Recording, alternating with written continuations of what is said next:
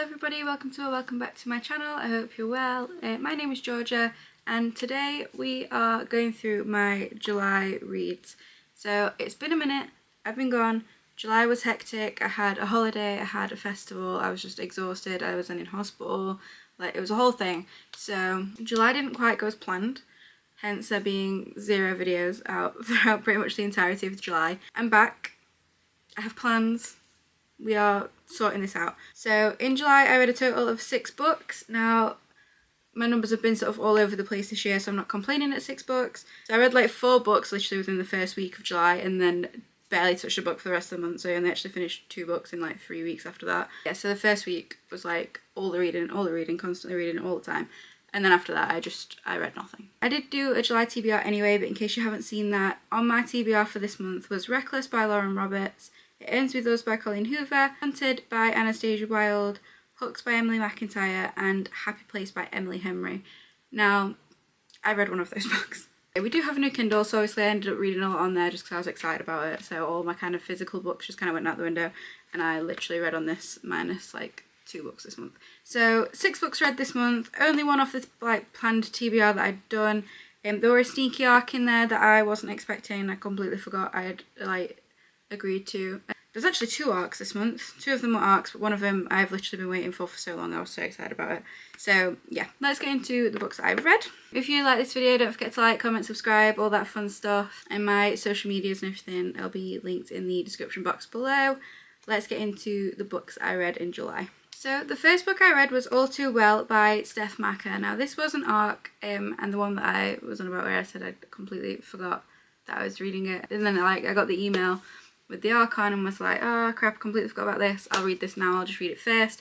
And honestly, when I say I just sat and like read this in one sitting, I'm not kidding. I got home from work that day, I got on the sofa and I was laid there the entire evening just reading this book. Like I enjoyed it so much. But this is about our main character Skylar. Now this book really goes through sort of like all the highs and lows of breakups and friendships. She's basically just come out of a relationship. She's then like stuck in the rain and the car's flooding and it's all really like messy, and this guy basically comes and rescues her, and it's all very quick and high and like loving life in this really exciting new relationship, but it all turns out to like not be what you think. Now this is a very, very spicy book, and the hot tub scene, if you read it, you know, literally it's just so intense and it's so crazy, and then you literally go from like kicking your feet and giggling to wanting to just like launch the book across the room. Like it brings out all the emotions. It's so frustrating but so good. I rated it 4 stars, and I'm really excited to see where the rest of this series goes. I just overall really enjoyed it and highly recommend it. It is out now, so go and get it, go read it, it's great. So the second book I read this month was Queen of the Fallen by Stephanie Wallace. Now this was on the like free books for Stuff Your Kindle day, and I just like snatched it up. Looked really interesting. I've not really read anything like this book before. So this is about like angels and like Lucifer and God, and it's a really sort of interesting take on it all. Again, it's a very spicy one. It's a reverse harem, am I saying that right? And basically this girl is just going about her life, her day-to-day life. I'm sure her name's Eve. Basically gets like drawn to this guy, and this guy turns out to be an angel, and he's one of 3, and she ends up with all 3, and it's all just super spicy and all about like auras and all that kind of thing. Like I say, it's nothing like I've ever really read before, and it's not really my kind of vibe usually, but I mean the spice was all great. I don't want to say much about it because, to be honest, I don't really remember it very well.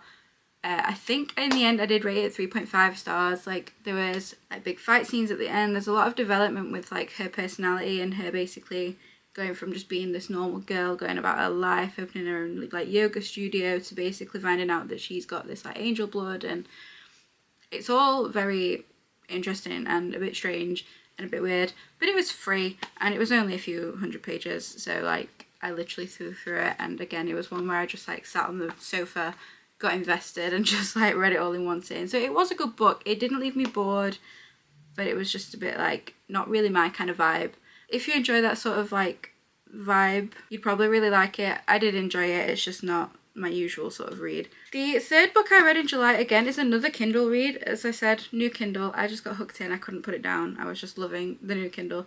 And again, another book that I got for the Stuff Your Kindle day. So it's called A Reflection of Silver and Crimson. It's part of a 3-book series so far. I don't know if she's doing any more or not. It doesn't say if the series is finished. It's again not a very big one. It was only sort of like 200-300 pages long. A Reflection of Silver and Crimson is a fantasy romance. It's like a slow burn, enemies to lovers. I would say it's a really good introduction to fantasy if you've not read much fantasy before. It does have a magic system and like the characters do have powers, but it's really easy to follow. It's not like everybody has different ones. It's just super easy. So basically, our main female character wakes up in the body of the enemy's wife. So yeah, she's basically trying to like fit in and figure out who everybody is and try and blend in. She's obviously like been at this point expecting to give the man a child, so she's like trying to avoid anything going on because she's obviously the enemy's daughter, and it's all very drama filled and interesting. And it was a really interesting concept, but it was really short, so it was like everything was kept really simple.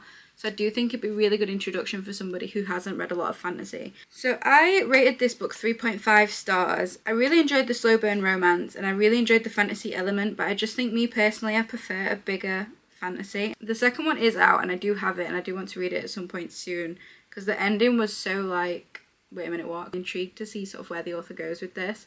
It is a really good book, really short and snappy if you want something like that. But the ending was so like, oh my god, wait, I need to know what's going on, I need to know what happens next. Like, I'm really looking forward to jumping into the next book at some point. And again, it's only a short one, I think. 3.5 star book for me. Short and sweet, really good introduction to fantasy if you've not read a lot of fantasy before. Now, the 4th book I read in the month of July was Reckless by Lauren Roberts. Now, this has been like my most anticipated read for this year, and to be honest, it did not disappoint. I read Powerless, I think, in March, and literally from finishing that book, I have been waiting for this to come out. So this is the second book in the Powerless trilogy. She has done a novella, so we do have Powerful by her if you don't know about that. I do like that. It's a really good addition to the story, and I do recommend you read it. You don't need to have read it for this to make sense, but it's just a really nice addition to the trilogy in my opinion. This book does pick up pretty much straight away after Powerless. I really enjoyed it. I have rated it really highly. I enjoyed this book so much. I do think I still slightly prefer Powerless just because in my opinion there was a lot more going on, but I did still really enjoy this book. There's a lot more development on their relationship. If you've read Powerless, you'll know how that ended and sort of like where they're at, so you'll know what's happening here and the cat and mouse situation we've got going on in this book. I really enjoyed this book. I have rated it highly, and it was an experience to read, I can't lie. But yeah, such a good book. Highly recommend this series. It's one of my favourites to date. The next book I do actually have the paper copy of, but I've lent it to my sister so I don't have it in my hand. So the 5th book that I read in July was Powerless by Elsie Silver. Powerless is the 3rd book in the Chestnut Spring series by Elsie Silver. Now, I love this series. It's such a good series. It's all like cowboys and romance, and we've got hockey players, military guys. Like, it's about like a band of brothers. If you don't know anything about the series, they're all interconnected standalones. Powerless, like I say, is the 3rd one. So this one follows Jasper and Sloane. So Jasper is the Eaton brothers' friend. He's basically like an adopted brother.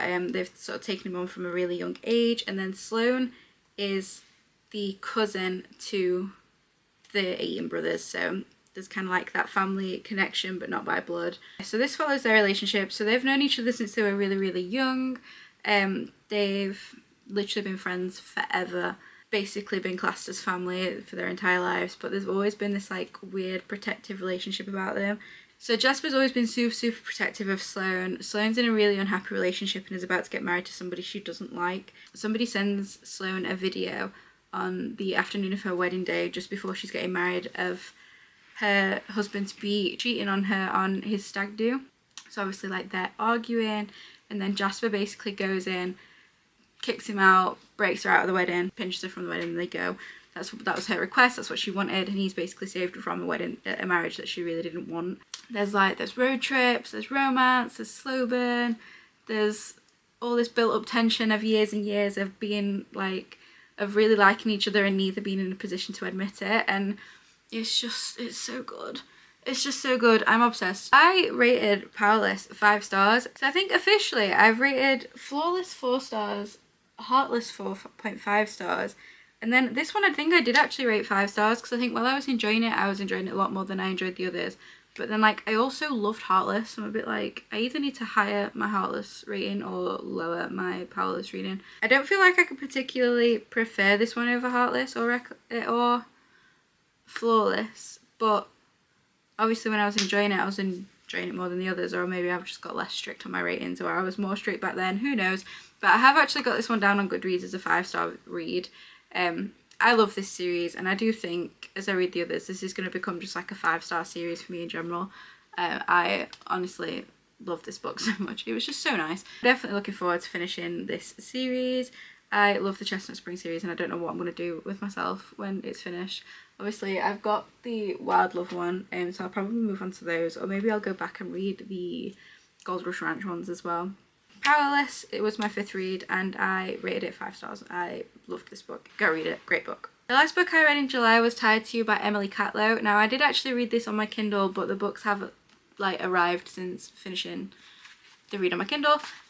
So this is book 3 in the Rippers MC series. Now, these are like I said, it's the Rippers MC, so it's a bike gang, like a motorbike club, and this is the 3rd book. So Straight to Me and Come Back to Me, and then there's this one here which is Tied to You. So the first 2 books mainly follow Madison and Dean, whereas this one now actually follows Travis, which is one of the guys. It's in the entire series anyway, but this is his book, and it does kind of go back for a lot of it and give you a lot more information about like his past and everything like that. This book was incredible.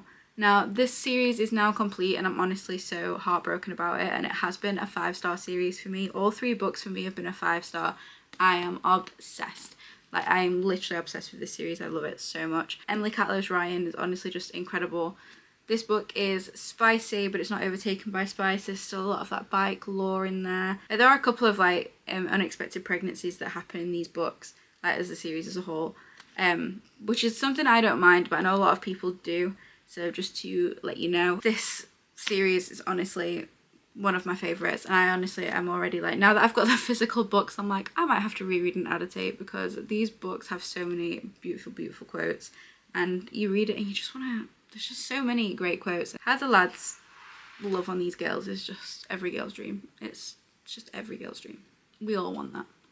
And anybody who says otherwise is lying to your face.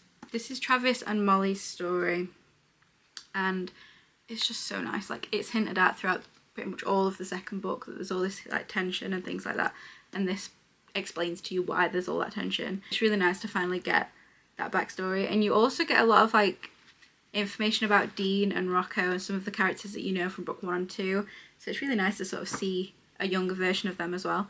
5-star series. Emily Catlow's writing is honestly incredible. I highly recommend you read anything she writes, and I will be buying anything she puts out. I just love it. I have no flaws, I have no faults, I have no complaints about these books. I am honestly obsessed with the series, and I will be reading it again in the relatively near future. This came out at the beginning of August, but I'd read it as an arc, so it is out now. Go and get it, read the whole series, it's incredible. So that is everything that I read in July. It was a bit of like a mishmash month. It definitely didn't go to plan. Well, I only touched 1 book from a TBR, and that was Reckless. It didn't matter what would have happened in July. I was always going to be reading Reckless by Lauren Roberts. So that is everything that I read this month. If you've read any of these books, let me know what you thought of them. And if there's anything that you can see that you recommend I get to sharpish, then also let me know, because I'm always wondering about that next read, always wondering what I need to pick up.